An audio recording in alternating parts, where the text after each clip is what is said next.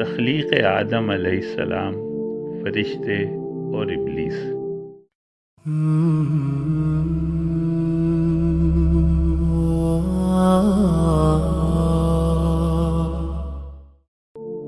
اعوذ باللہ من الشیطان الرجیم، بسم اللہ الرحمن الرحیم۔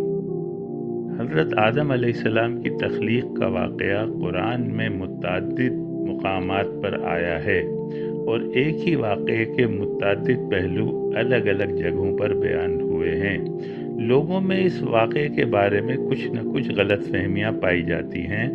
اس کی وجہ یہ ہے کہ ہم عام طور پر ایک ہی جگہ یہ واقعہ پڑھ لیتے ہیں اور اس سے مکمل نتیجہ اخذ کرنے کی کوشش کرتے ہیں، جبکہ مکمل نتیجہ اخذ کرنے اور اس واقعے کو سمجھنے کے لیے ان تمام جگہوں کا مطالعہ ضروری ہے جہاں جہاں یہ واقعہ بیان ہوا ہے۔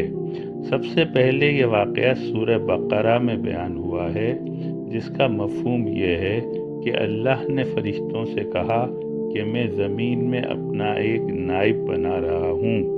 فرشتوں نے کہا آپ اس کو نائب بنا رہے ہیں جو زمین میں فساد پھیلائے گا اور خون ریزی کرے گا، جبکہ ہم آپ کی حمد و ثنا کرتے ہیں۔ پھر اللہ نے فرشتوں اور آدم علیہ السلام کے درمیان ایک علمی مقابلہ کرایا، جس سے آدم علیہ السلام کی فضیلت ظاہر ہو گئی۔ اس کے بعد اللہ نے فرشتوں کو حکم دیا کہ آدم کو سجدہ کرو۔ فرشتوں نے سجدہ کیا، لیکن ابلیس نے سجدہ کرنے سے انکار کر دیا اور تکبر کر کے کافروں میں شامل ہو گیا۔ یہاں دو باتیں قابل غور ہیں۔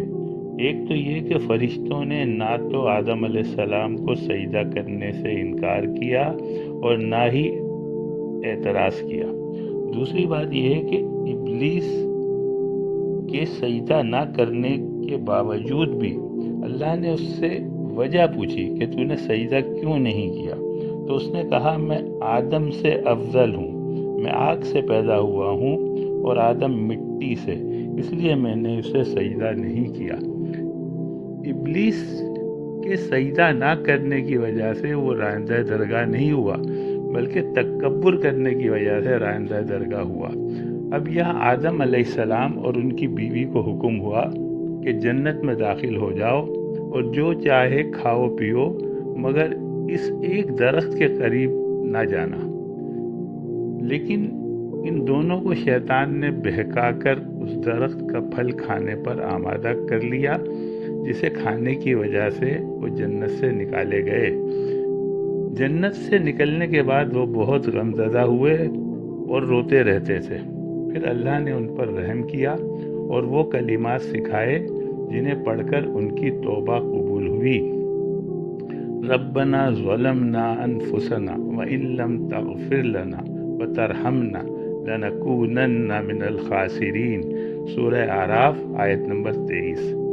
اے ہمارے رب، ہم نے اپنی جان پر ظلم کیا، اور اگر آپ نے ہمیں معاف نہ کیا اور ہم پر رحم نہ کیا تو ہم خسارہ اٹھانے والوں میں شامل ہو جائیں گے۔